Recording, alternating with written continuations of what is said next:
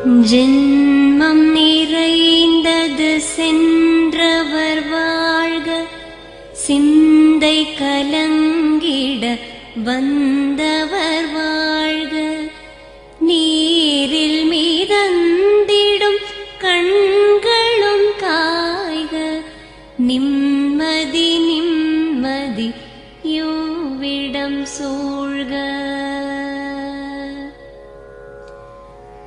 ஜனனமும் பூமியில் புதியது இல்லை, மரணத்தை போலொரு பழையதும் இல்லை.